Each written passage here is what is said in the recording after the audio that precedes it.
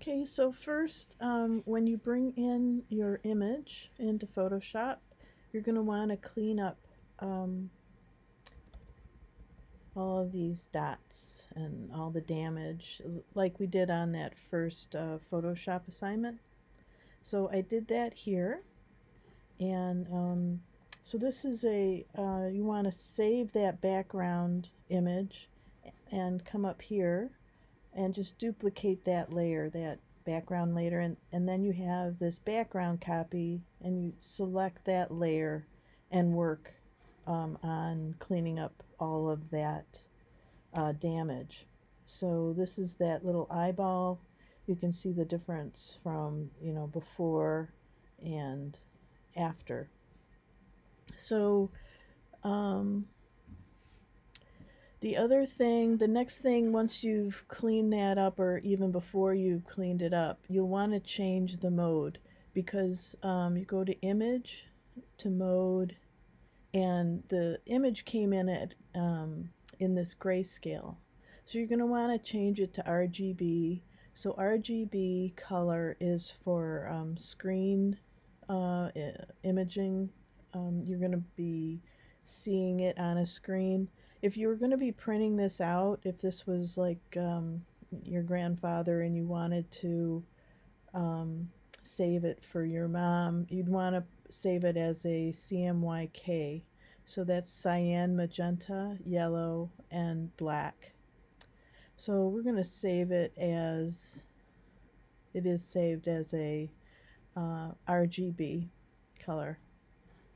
So then you're going to come down here in this little button here, and this creates a new layer.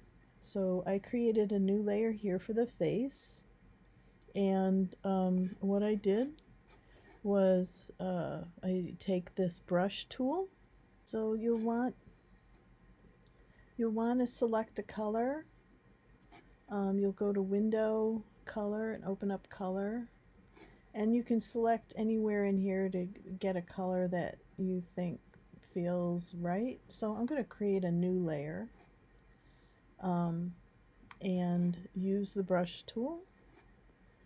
And the right bracket increases the size of the brush, and Command plus zooms in, and then the space bar is your hand, and you can kind of position it the way you want. So I have a brush. It's a hard brush. Maybe we might want to do something a little bit with a softer edge here.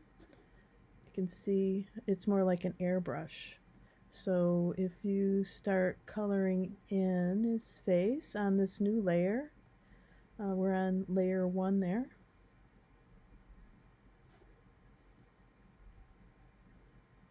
And I'm just going to do this kind of roughly.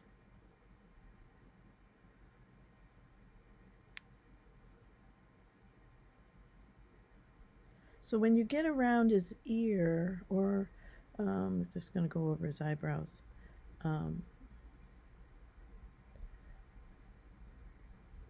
And when you get around his eyes, you might want to, I'm going to increase this, go with a harder brush. I'm just going to go over his mouth too. So let's just fill all this in. And then I'm going to go up here to a harder brush, this one here, make it smaller. You can also scale it there too. So his ear has a more crisp line there, and by his eyes.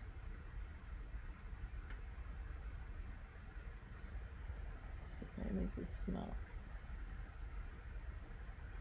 I'm going to zoom in on his eyes.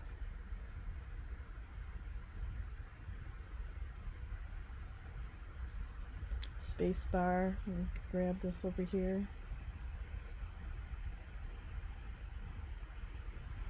So you can see the difference between the sharpness of the tool I'm using now versus what I was using. I'm going to zoom out. Now I would probably want to use something sharp around here too, just for the sake of demonstration. So you can create, create this on this one layer, and go to multiply, and it becomes transparent. So that might be a little too strong. So you can change the opacity and soften it up a bit here. Okay.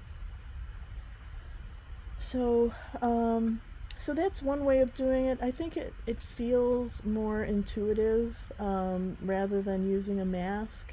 So there's the face I just created. This is the face, another face I did. So I'll use this one that I just created, and his eyes.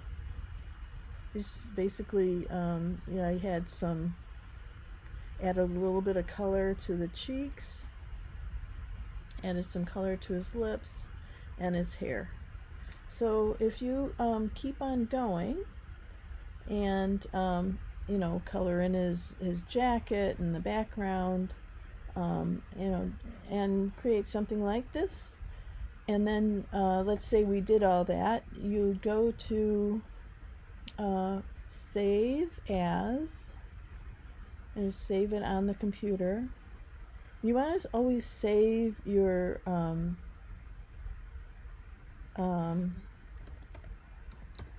images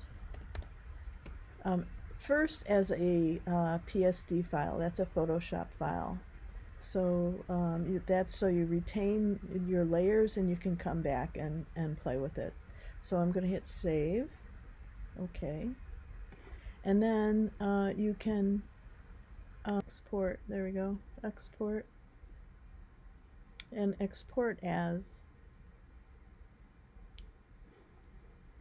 And you can save it here as a JPEG or a PNG, a GIF, or SVG. So you can save it as a JPEG also. So that in a JPEG it flattens everything. So, and you'll